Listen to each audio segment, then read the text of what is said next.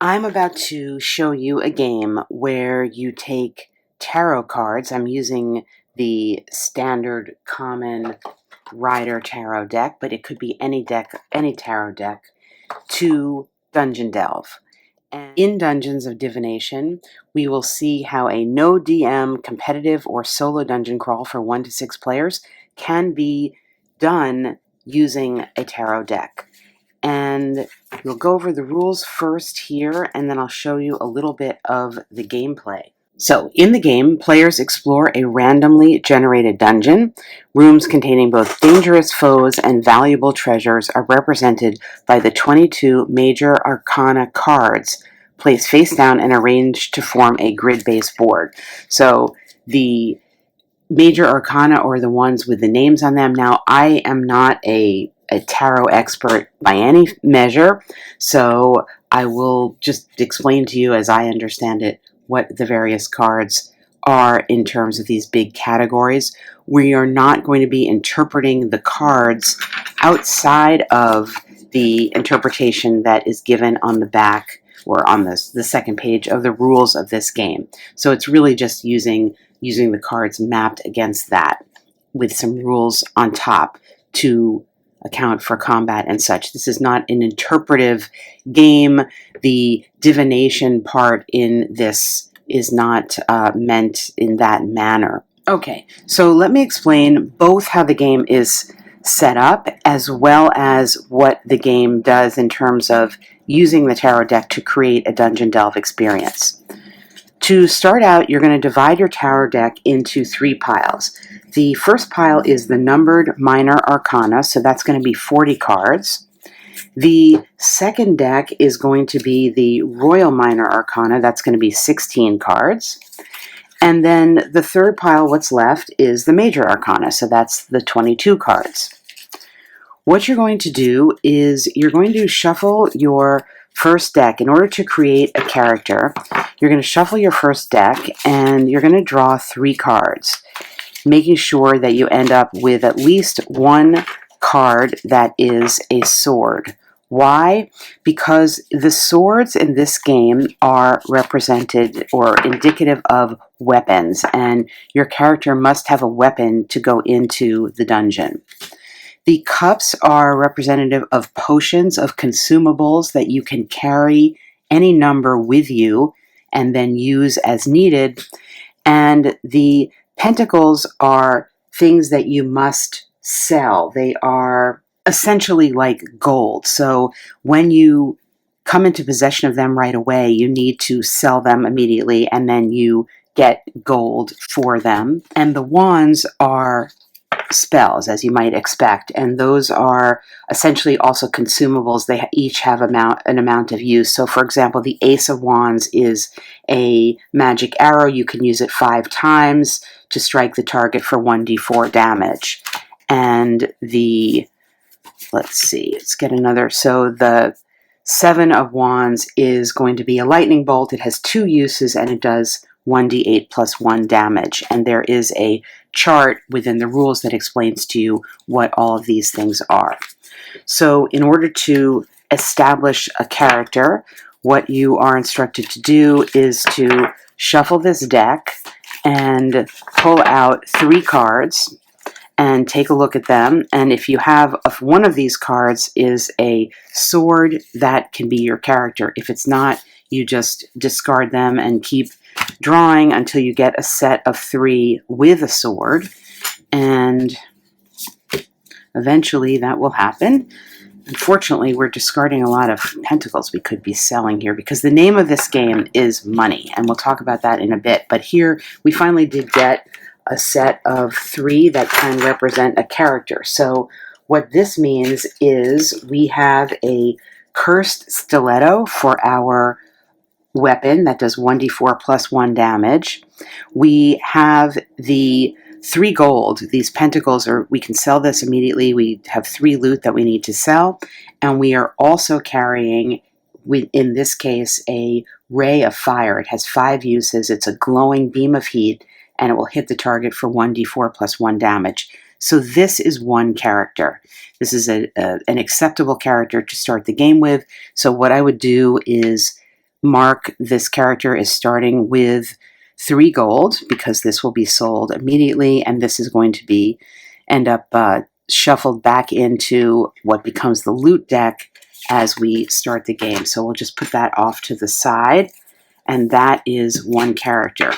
And then we continue drawing, in this case, to get a 2nd character, and right away we get an acceptable mix. So we have our 2nd character here is carrying the Damascus Blade that does 1d6 plus 1 of damage, as well as a couple of spells. We've got the Dark Bell that has 3 uses, or excuse me, the Dark Ball, 3 uses. You can cause a ghostly sphere of energy to engulf the target for 1d6 damage, and you also have the Vine Crush. This has 4 uses, and it does 1d6 plus 1 of damage by a rapid growth of vines crushing the target. So nobody's entering with any potions, but we've got some weapons and some spells going into the dungeon.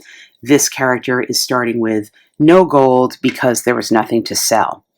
Everybody starts with 20 health, so we will mark that. And to set up the dungeon, you are using the rest of the cards. So the next thing that we're going to do here is we are going to shuffle back together this deck, which was our first deck, which was the Minor Arcana, and then we're also going to shuffle into it the Royal Minor Arcana that we had taken out. So we're going to shuffle this up really well, and that's going to become the loot deck for our travels in the dungeon. And as I said, the goal of the game is to get in and out of the dungeon with 100 gold. So the first player to accumulate 100 gold and leave the dungeon before dying wins the game. So I will shuffle this up and then come back and show you how to create the dungeon. Okay, so I have noted down, we've got our elf rogue here who's got the stiletto and the ray of fire, as well as our barbarian here who's got the Damascus Blade, the Vine Crush, and the Dark Ball. I've noted this all down. I recommend keeping track of things unless you're going to memorize exactly what everything is. That's not something I can do. So this is now my loot deck combined totally randomly, and the remaining thing to do is to establish the dungeon. Now, unfortunately, with this size, this tarot size deck, it's going to be hard for me to get everything onto the video in one space the way I'm filming here. But what you're meant to do is to take these cards and lay them out face down and create a dungeon. Now, the instructions are not terribly detailed about the way to do it beyond saying place the next card face down and directly adjacent to the previous card, either above or below, to the right or the left, etc. For space purposes and also just for general layout, I want it to look a little bit more like a dungeon than just a square. So I'm going to be doing something along these lines, and we are going to create an entrance here. I think the point is to have only really one way to go here. So perhaps we'll put the entrance for the rogue up here, and we will continue along like this. This may end up going off camera, and laying out the dungeon in this manner until you have created the dungeon using all of your remaining cards from the deck of the Major Arcana. Okay, so we've got the dungeon laid out. Some of it's off camera. You can see here our Barbarian is starting with 20 health and no gold, and our Rogue's got 20 health, and I think it was 3 gold. I will correct that. I haven't gone back to look at that segment yet, and I can't remember exactly what it is. The characters themselves are off camera, but you will recall that we had these cards to represent what the characters are. And the way the game starts, we're going to start with our elf rogue, is we will roll a 1d4 and move our character token this many times between adjacent rooms in the dungeon. And that's that's how we're going to move through the dungeon. So this is the starting place for our rogue, and he can move 2, so he can go 1, 2, or he can go 1, 2. And I will just go here because you can't really see this card. When we enter a space, we will turn. Oh, great. Okay. When we enter space, we refer to the reference card and what that room might mean. The death card, you hear a very faint click and the straining of a spring, then are engulfed in a noxious gas. It's a poison trap. We have to roll 1d20, and if we get a 14 or above, we dodge the trap. Otherwise, we're going to take 2d4 damage, but we will get 1 loot. So right off the bat, things aren't great. We're going to roll and see what we get. We got a 15. Awesome. Well, I guess we're a little dexterous here as the rogue, so that's great. We are going to, as mentioned, draw. We get to draw just 1 loot. So basically what this means is this is the loot deck from before. As you can see, it's just randomly put together, and you are instructed as to how many cards you can draw, and then when you draw a card, you refer and see what you got. So we got the Queen of Wands when we drew, and let's see, the Queen of Wands, that's going to be a spell. Goddess's Light, 2 uses. A white beam pierces the target for 1d20 damage. That's awesome. So I'm going to make a note of that. That trap was worth encountering for this, because that was a good, possibly bad start, but a good outcome. So we have the Goddess's Light, and it does 1d20, but we only have it for 2 uses. So there we go. We picked that up, and that was really great. And then what we do is we're going to leave the room is open here, and the rules say that when you enter a room that is a card that is face down, or one that has leftover monster dice, if you've been, say you were trying to encounter a monster and you didn't dispatch with it, it's going to end your move and trigger the room's contents. If it's face down, you flip it up, and then you look at the table that I just showed you to see what awaits you. So that's the story there. You, again, win the game by fleeing the dungeon by any door that is available. So in this case, I don't think you have to flee the dungeon by your door, just by any door. So that is our rogue's first turn, and that was a pretty good first turn, actually.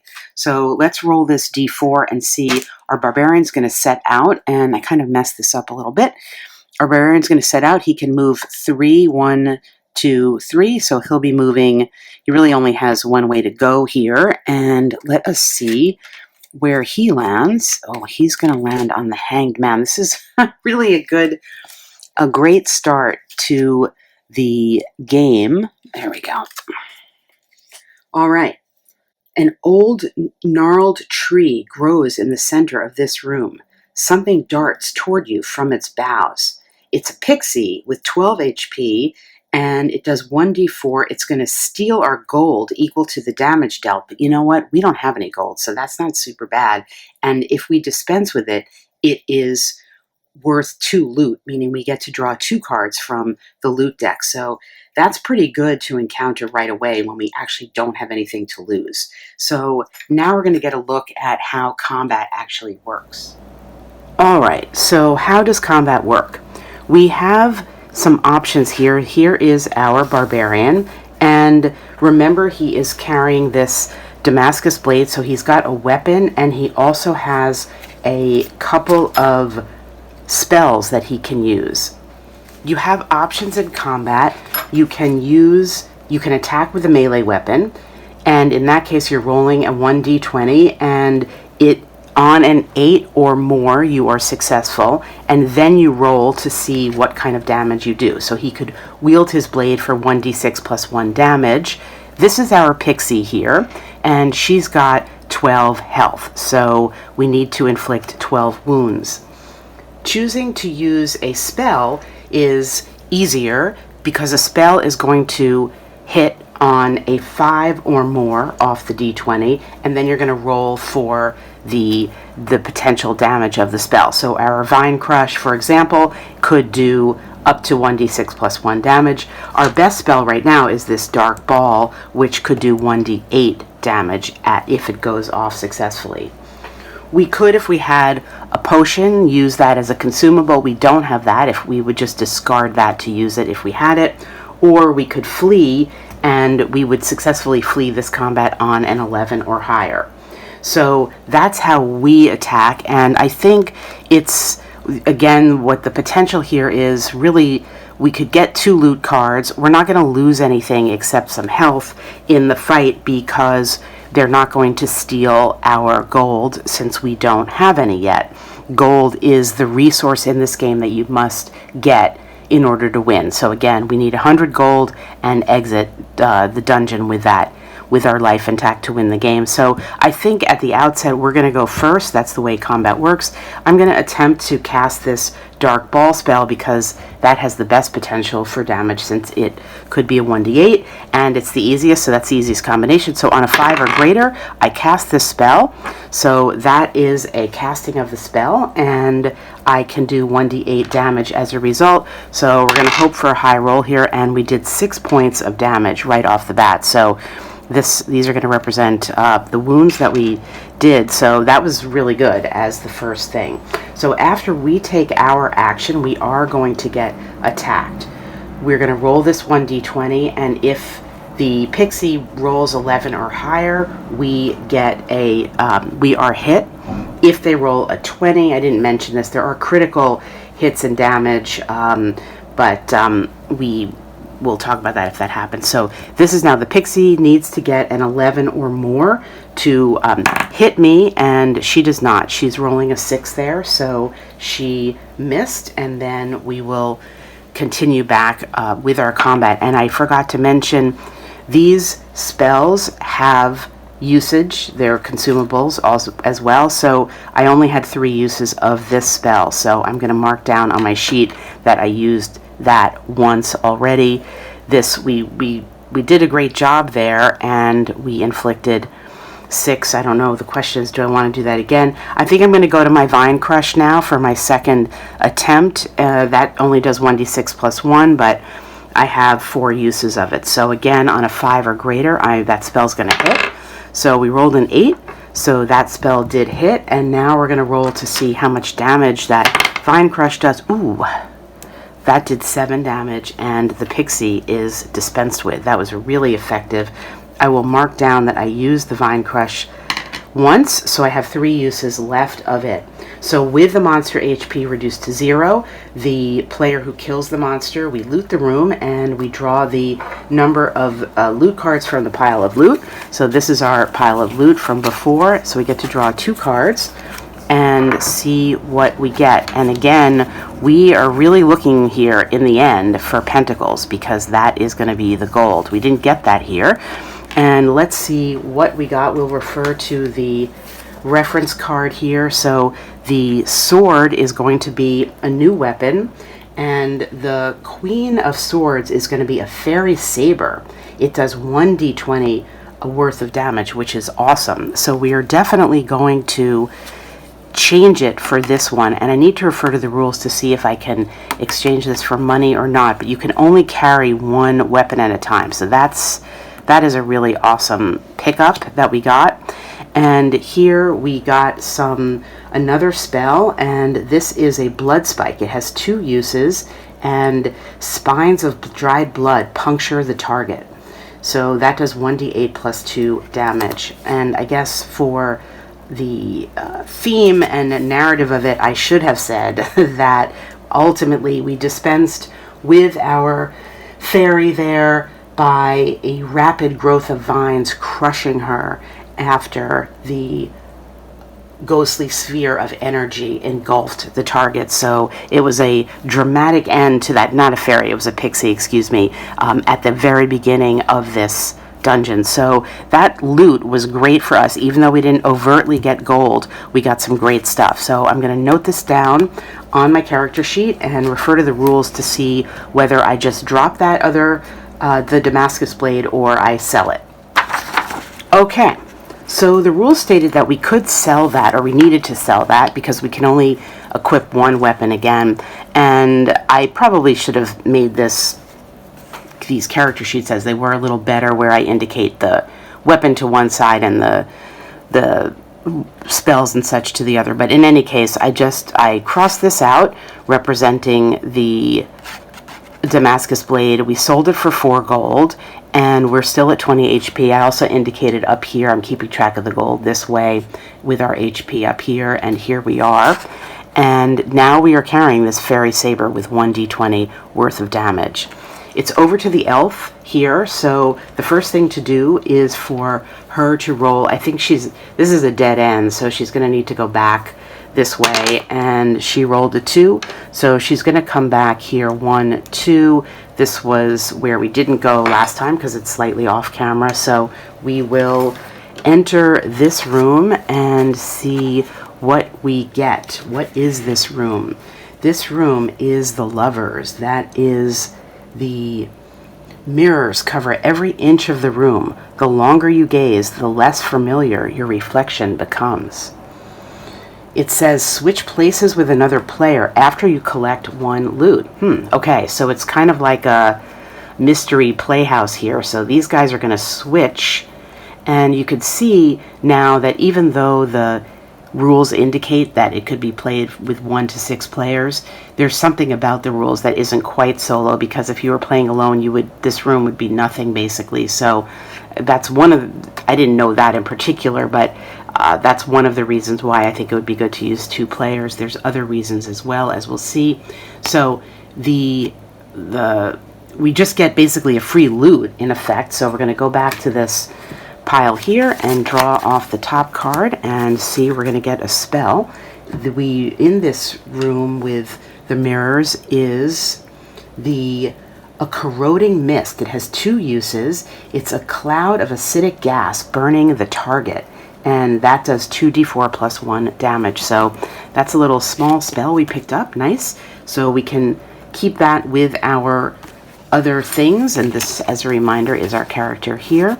So we can keep that here, and now we need to switch places with the other character, and that we didn't encounter any enemy or anything, so that is the end of our turn. Now it's going to be over to the Barbarian, so we will roll for his movement here, and he rolled a 4. That's going to take us off camera. As I said, my setup here is not the best for 1, 2, and let's see. I think I will rearrange some of this dungeon here to bring up, just move these cards up. So he's going to walk around 1, 2, 3, 4. He's going to walk around to here, and this is not connected, and we will reveal where our Barbarian lands. Our Barbarian lands in a thick gray fog fills this disheveled laboratory. A high shriek shatters glassware as a translucent foe rushes you from the mist.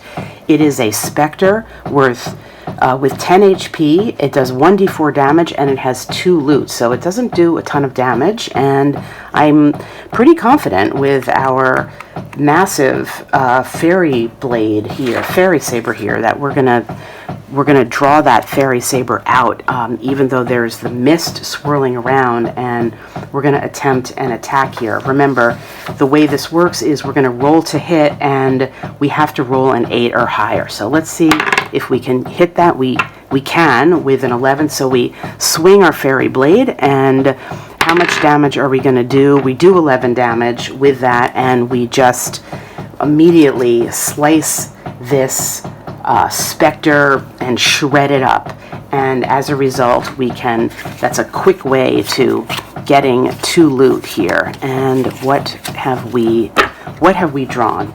So the cups, we're gonna see our first potion here. This is a crimson potion. It is a red drink that tastes of herbs, and it will allow us to heal 1d6 HP. Nice. And we're drawing here something that I suspect we're going to sell, which is a new weapon. It's a translucent sword. It's only doing 1d6 worth of damage, so we're going to immediately sell that for 3 gold. And we are now up to 7 gold for the Barbarian. And he is standing there among this swirling mist with the shredded up specter. And it's going to be over to the rogue. Okay, the rogue's going to roll for movement, and let's see what she gets to do. She only gets to go 1, so she is going to step forward, and she had found herself displaced, and now she is going to step into a pile of treasures brightens your eyes until the low heaving of the great bellows of the great bellow-like lungs of a sleeping dragon quickens. So our poor rogue here has basically stepped into the dragon's lair. And the dragon has 30 HP, it does 1d10 damage, and it has 4 loot. Now the issue here is, you might say, well, she could just try to flee this. Well, she can. The problem is the way this is laid out, this is a dead end. So she's not going to be able to, I know I was moving these things around, but I'm pretty sure this was a dead end.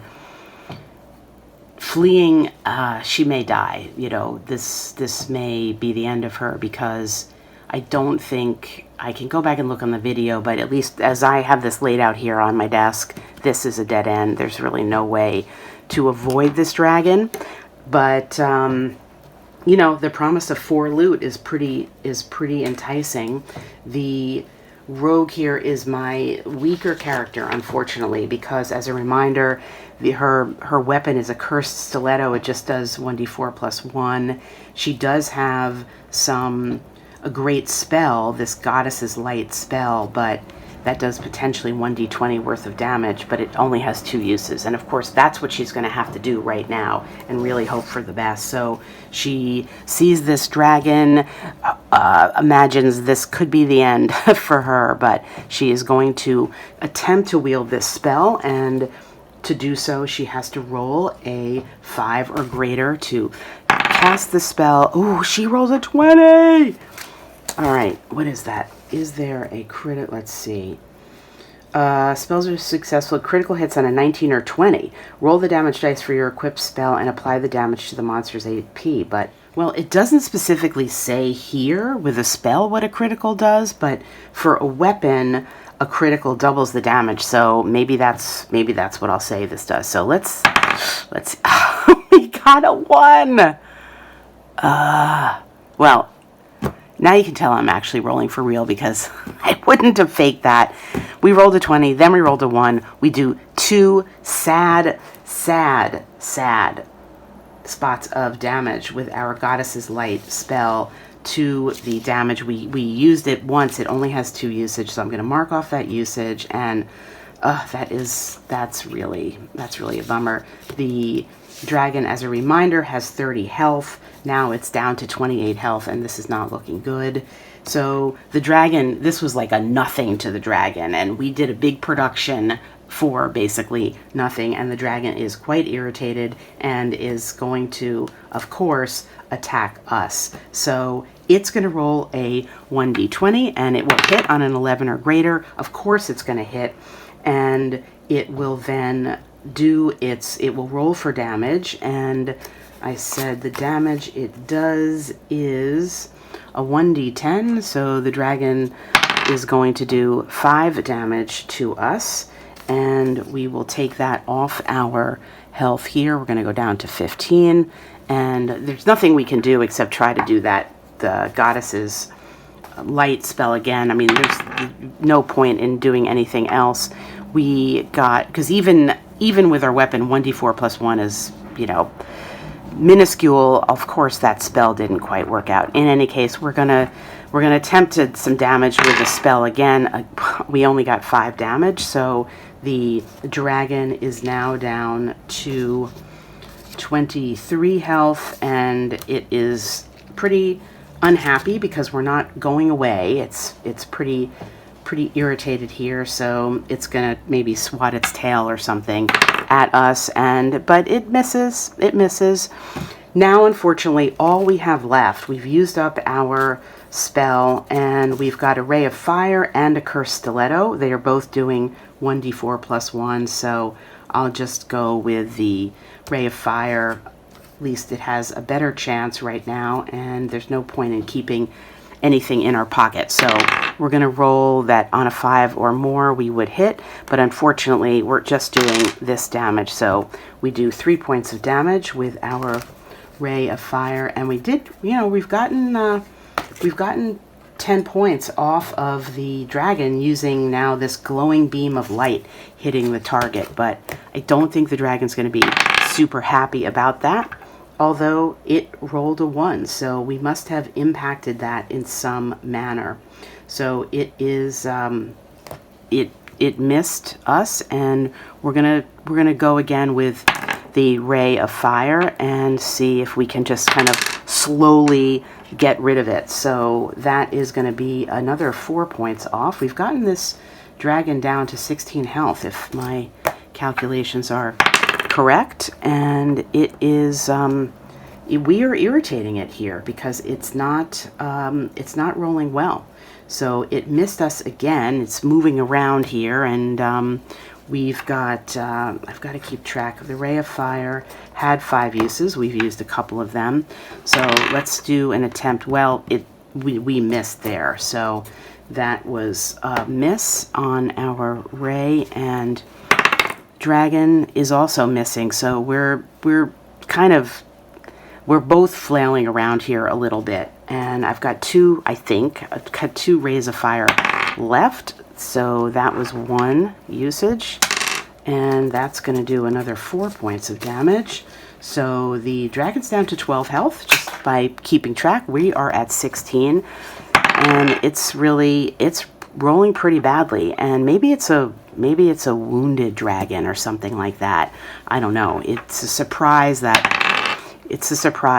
it is doing so poorly. That was our last effort at a glowing beam of light hitting the target. So after this, we're going to need to go to our weapon, which is going to be harder to use. But we were successful in getting the dragon down to 8 health.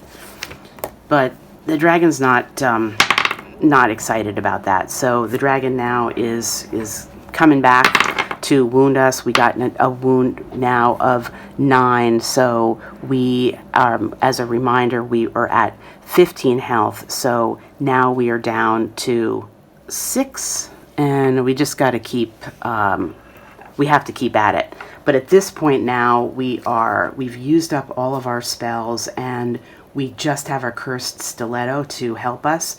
The problem with that is it's only going to make a hit on an 11 or greater, and oh, we did make a hit there. So we're still in the game, and we're coming back strong with 4 damage. So we actually got this dragon down to 4 health. Surprisingly, we got the dragon down to 4 health, and that was a 10. I think I knocked that off. So that was a miss, and we're coming back, and we did a miss, and the dragon did a hit.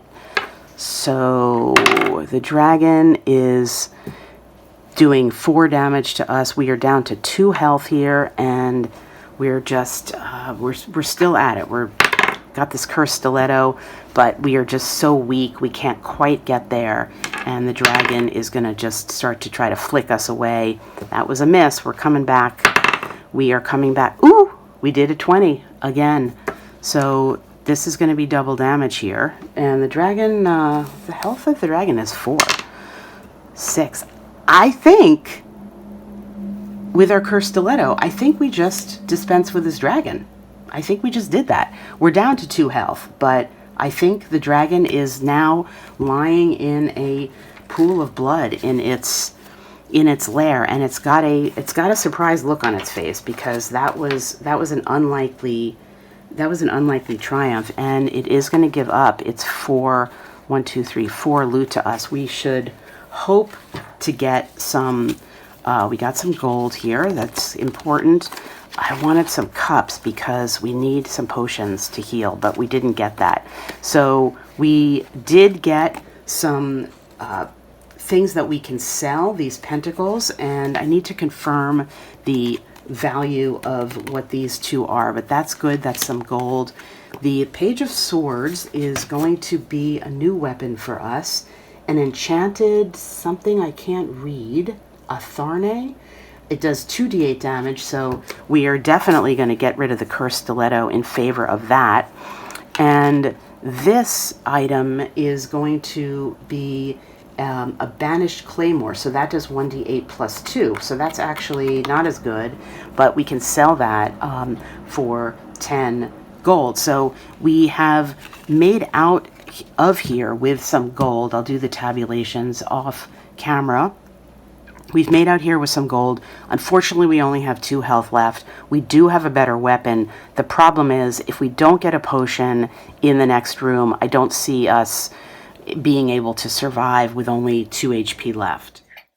Okay, I think I did my bookkeeping correctly. I realized I was taking the health, because they switched sides, I was taking the health off the wrong D20, but I fixed this. So now the rogue over here, after all that's said and done, the rogue over here has, I think, 25 gold, and her only weapon is this enchanted Athern. I don't know. I'm sorry if I'm saying that incorrectly. That does 2d8 damage, and she's down to 2 health. It is the Barbarian's turn. As a reminder, he's got full health, 4 gold, and he has a couple of uses left in his Vine Crush, as well as the Dark Ball, and he is carrying this Fairy Saber that does the 1d20 worth of damage. So that is the Barbarian, and I think he was standing over here. So what I'm going to do is we're going to take his turn, and then we're going to go back to the rogue and see if she can survive one more room, and then I'm going to come back and give you my final thoughts, both due to the length of the video and also I'm having difficulty with the space here in terms of filming and continuing to move on through the dungeon I set up. So he rolled a 2, so he's going to end up in this room here, and we will reveal what this room is. And it is, cool. So we have stepped into a room, and we see a wooden framework holding up earthen walls of a damp room.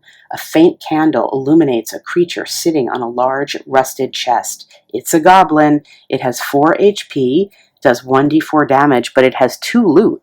So hopefully with our terrific enchanted weapon here doing 1d20 worth of damage, we can dispense with this, but we shall see. So we're not gonna at least set out wasting a spell on this. So we're gonna hope to roll and be able to dispense with this pretty quickly. We did succeed. We drew our weapon, and I'm sorry, we've got the Fairy Saber here, so I know what this is. We draw the Fairy Saber, and we successfully slice at it, and the damage that we do is 5. And this goblin, I think I said it had 4. That's right, so that's a pretty easy way to grab 2 loot from the goblin. And, whoops, that is the wrong pile there. I had to move part of my dungeon away. So what did we draw? We got a potion. So the potion here is healing 1d6 HP. This is a Violet Spirits, a fermented feyweed tea. That's great, but I wish the potion were for the rogue. It's not, so the Barbarian has a potion that should come in handy later on, and also drew a Corrupted Axe. This does 2d10 damage, and it is a Corrupted Axe. So the question is, are we switching it out for our Fairy Saber? I think we definitely are. So we can sell our Fairy Saber for some gold, and we will be carrying this Corrupted Axe. Fits with my little mini here for the Barbarian, and I will take care of that off camera. The next thing we're going to do is we are going to go back to our rogue here and see what happens to her in the next room. She rolls for 3 spaces, and as I said, I had to move the cards there. So we are just going to come down. I have these cards down here, so she's going to go 1, 2, 3. This is not laid out as I originally had it, but that is what I pulled before the devil. So let us find out. She walks. Oh, this isn't happening. I'm not even gonna. All right. The guttural yet shrill laugh at an undead king breaks against your eardrums as you enter. An armored figure draws its sword. It's the Lich King. He's got 40 HP, 2d8 damage, and 4 loot.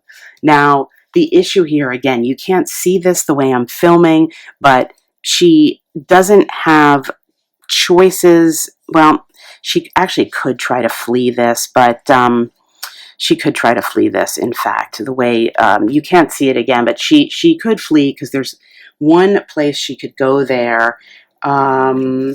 Let's have her attempt to flee just to see. We could flee on an 11 or higher, but the problem is we're returned to the room we left, and we've already established that that's a dead end. So there's kind of no point. There's really kind of no point. She's going to draw her weapon and hope for the best and she's going to go down fighting. She rolled a 19, so she rolled a 19, so she will do 2d8 worth of damage, and that's going to be a 6 plus a 2, so she managed to get off 8 points of damage against this Lich King, who is not happy and has heard from his friend the dragon that the rogue is coming, and he is going to lash out at her with his own damage, which is, as we said, 2d8 worth of damage, and there's just no way, even if he rolls 2 1s. Our rogue is going down. He rolled a 3. We don't even need to roll again. He only rolled 4 damage, but we have lost our rogue valiantly trying to. She got more than a quarter of the way there. She died with 28 gold in her sack. She needed 100, as we said, and I think I'm going to pause the gameplay here to discuss this little game of Dungeons of Divination with you, to say that as you can see, it can be pretty brutal, but it is it's swingy in that way, and it gets exciting because at the beginning it seemed like we were doing so great. There's, perhaps stating the obvious, not a ton of strategy in the game. A lot of it is the luck that you get in terms of how quickly you get the loot, when you get potions, or if you get potions. So it does keep you on the edge of your seat for that. If we had gotten more potions for her, perhaps we could have revived her and just continued along in that way. The cards are obviously a static number, so you're only going to be constructing your dungeon out of these 22 rooms, and each time you come to a specific card, it's going to be a specific thing. There will be variety, of course, in the setup. One thing I didn't really get to show you here was in terms of the layout, because since you are laying it out in a manner that has dead ends and such, if you do it as I did, then you have, again, that added sort of either excitement or frustration about whether or not you can actually flee a combat, and when an easy thing comes and when a hard thing comes. As it turns out, we ended up with the dragon, the Lich Lord. I mean, we got some pretty heavy-duty monsters to encounter without a lot of backup, without a lot of potions, for example, or without a lot of gold in our pocket being toward the end of the quest. On the other hand, we got really 2 of the best weapons that you can get. We didn't get a chance to use our corrupted axe, but we did have that fairy saber, so we were well equipped early on, especially with our barbarian, but we also were meeting the big monsters. You could set this game up again entirely differently and obviously have a completely different encounter. Same thing with what was happening here. This was a randomly shuffled loot deck that we were drawing from. We just didn't really happen to get any potions at all, and when we finally got one for the Barbarian, we just didn't need it. So had she gotten some potions earlier on, then she did, as I said, she would have been able to perhaps revive herself. Most of the potions are, or many of them revive. Some of them do damage as well. So that is a look inside Dungeons of Divination. It is, it's really enjoyable, and it is not too challenging to set up. I think if you have a big enough space and are not filming as I am in this space, it would be easier to manage. It is important to, I think, at least to write stuff down, and I would recommend doing it a little differently than I did it here, where you keep your consumables in one area, clearly marked, and your weapon in another, so that it's easy to refer to. I also was writing down what the card was, because I'm not, I couldn't remember what they were, and wanted to kind of keep it clear in my mind. So that's a look inside Dungeons of Divination. I'll put the link down below to where you can pick up this game. The entire rule set is one page, and the second page of it is the reference card to let you know what you are encountering and how it's going to get you.